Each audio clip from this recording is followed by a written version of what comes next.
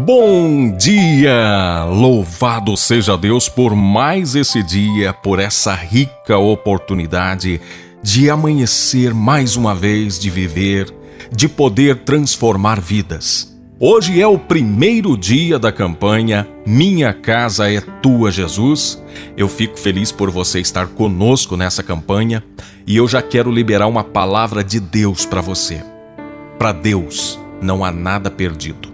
Não há impossível para esse Deus. Não importa como esteja a sua vida, o seu lar, a sua casa, a sua família, para Deus, todas as coisas são possíveis.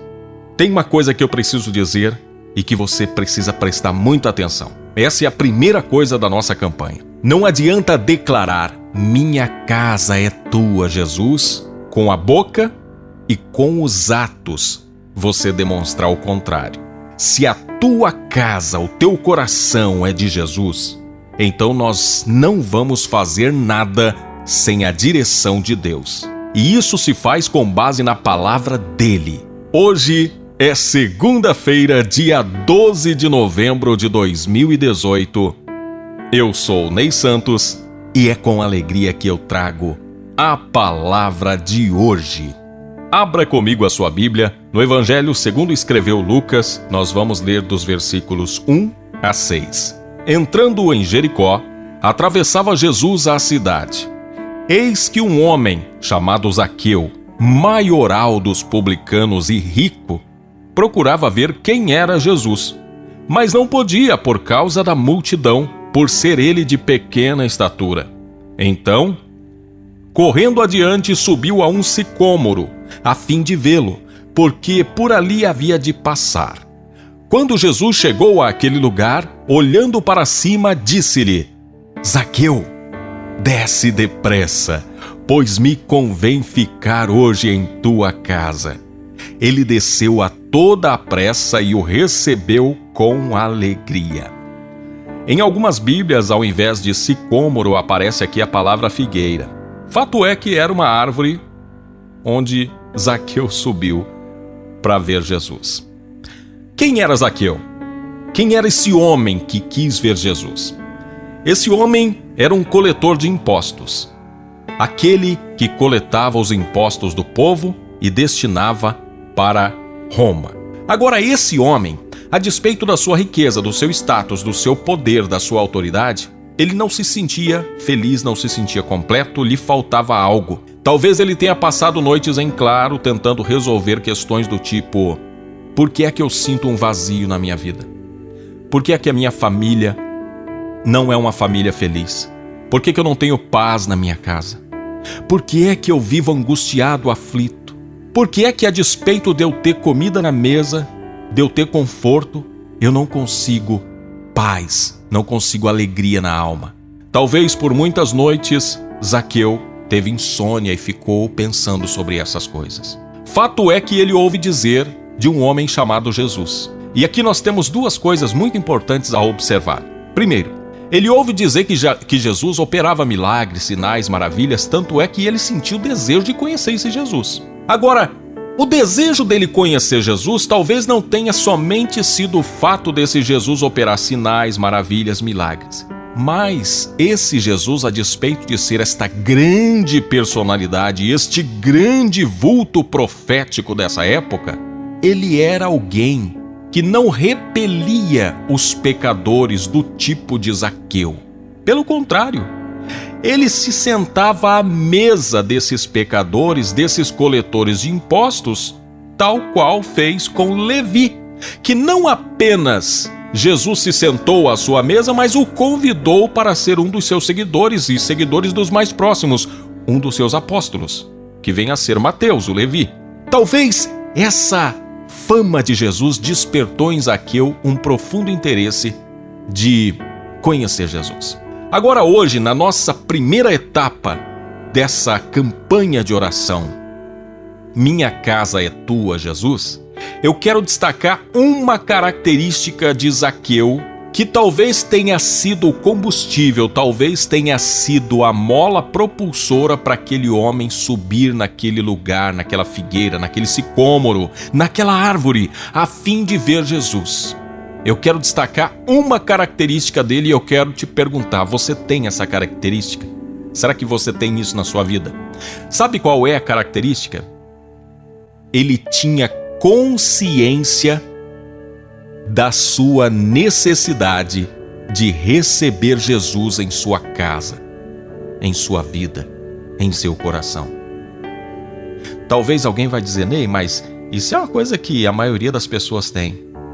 Olha, eu lamento te informar, mas não é verdade. São pouquíssimas as pessoas que têm consciência do quanto elas precisam de Jesus. E eu vou além. Essas pessoas, às vezes, estão dentro das igrejas. Quando eu sou procurado por pessoas que querem restauração no seu lar, no seu casamento, na sua relação, quando alguém vem relatar para mim a condição em que ela está vivendo, ela vem dizer que a vida dela está destruída, que o casamento está assim, que o parceiro isso, que a parceira aquilo e tal. E eu percebo na maioria absoluta das pessoas que falam dos problemas, elas têm assim de cor e salteado, elas têm na ponta da língua todos os problemas e todos os defeitos daquele que vive com ela. Mas ela não consegue enxergar os problemas dela. Sabe aquilo que Jesus disse? Você consegue enxergar o cisco no olho do teu irmão, mas não consegue ver a trave que está no seu? Isso se repete na vida de muita gente. Tem muita gente que não tem consciência da necessidade que tem de Jesus. Ele acha que está tudo bem, porque não rouba, não estupra, não mata. Ele acha que está vivendo uma vida de santidade. Aliás, precisaria talvez até fazer um altarzinho para ele viver. Tem muita pessoa pensando isso. Mas sabe por que pensa assim? Justamente porque está muito distante de Deus. Porque por melhor que sejamos nós, quando nós realmente nos aproximamos de Deus, nós temos consciência do quão miseráveis nós somos e o quão nós precisamos da graça e da misericórdia de Jesus na nossa vida. Se você quiser saber mais sobre isso, dá uma olhada no capítulo 6 do livro do profeta Isaías. Leia lá o capítulo 6. Você vai ver Isaías, que era um dos maiores profetas do seu tempo. Aliás, é um dos maiores profetas messiânicos, aquele que mais falou da vinda de Jesus. Você vê os primeiros capítulos do livro do profeta Isaías, ele com autoridade falando, ai de vós, ai de vocês, ai disso. Quando chega no capítulo 6, que ele tem uma visão de Deus, que ele vê o Senhor assentado no seu alto e sublime trono, a primeira coisa que ele diz é, ai de mim, que vou perecendo. Quantos de nós precisamos ter esse encontro com Jesus? Muitos de nós precisamos ter essa consciência. Então hoje, a primeira lição.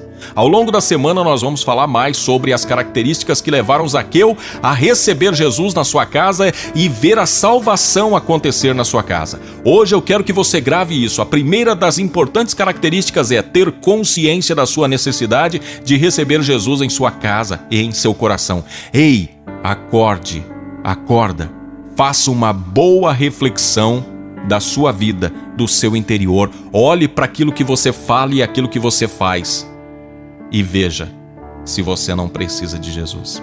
A primeira coisa que nós precisamos para ver salvação e para dizer que a nossa casa é de Jesus é conhecer a nossa real condição. Sabe? É como que você olhar alguma coisa de longe e achar que está limpinho. Aí você chega mais perto, pega uma lupa e você vai ver que aquilo tem bastante poeira para ser retirado ainda. Assim somos eu e você. Quanto mais nos aproximamos de Deus, de Jesus, mais nós observamos que temos coisas para mudar. E não adianta a gente fazer uma grande campanha de oração se a gente não tiver consciência do quão nós somos pecadores, miseráveis, quão nós somos imperfeitos, o quão nós precisamos de mudar. Porque a mudança tem que começar em nós. Porque quando há uma profunda mudança em nós, a pessoa que está à nossa volta vai ser impactada por essa mudança.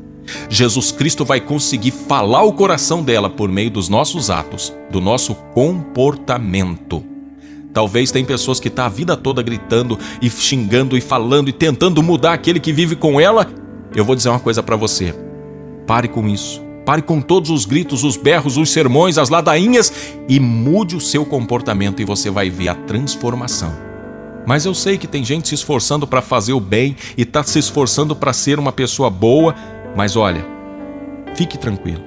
Deus também conhece o seu coração, sabe do seu esforço, sabe da sua rendição, da sua submissão. E Deus vai transformar o coração das pessoas que estão à sua volta, sim, por meio da sua vida de obediência à palavra de Deus. E agora eu quero apresentar as nossas vidas em oração e nós vamos formar uma grande corrente de oração. Com relação àquilo que eu disse aqui, eu tenho a mais absoluta certeza que tem pessoas que estão vivendo um casamento só de aparências. E eu gravei um vídeo falando exatamente sobre isso, como mudar isso. Você que vive um casamento só de aparências, vou deixar o link aqui e na descrição do vídeo para você assistir. Esse vídeo pode ajudar você a mudar essa situação de um casamento só de aparências. E agora, nós vamos iniciar a nossa corrente de oração e você que participa das campanhas já sabe como é que funciona a nossa corrente de oração. A nossa corrente de oração, ela já começa quebrando o orgulho e o egoísmo. Como que a gente faz isso? Orando por pessoas que estão aqui nos comentários. Todos aqueles que estiverem nos comentários aqui, você vai escolher 3 pessoas para orar para elas. Ore por elas. Fique tranquila. Enquanto você ora por elas, o Senhor libera a tua bênção, o teu milagre. E vai ter gente orando por você. E eu vou estar orando por as pessoas que estão conosco aqui. Deus poderoso, de graça, bondade e misericórdia, eu clamo a Ti e a Ti somente porque eu sei que Tu és o único Deus e Deus poderoso que pode transformar vidas.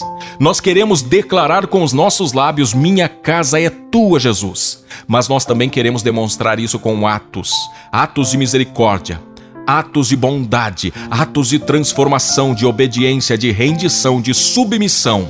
Nós queremos demonstrar isso nas nossas ações, de um coração quebrantado, rendido aos pés do Senhor Jesus. Por isso, ó Deus, nós pedimos a Tua ajuda, porque o nosso coração muitas vezes está endurecido, insensível, incapaz de fazer aquilo que é necessário ser feito. Só o Senhor é que pode mudar a nossa vida, o nosso coração. Ajuda-nos, ó Deus, ajuda-nos, ó Pai, em nome de Jesus Cristo. Amém. Compartilhe esse link com o máximo de pessoas que você puder. Ajude a espalhar essa campanha pelo Facebook, pelo WhatsApp, convidando as pessoas. E que Deus possa operar muitos milagres, muitas maravilhas. E que você seja ricamente abençoado pelo poder de Deus. Que Deus te dê um dia maravilhoso. Que Deus te abençoe. Amém.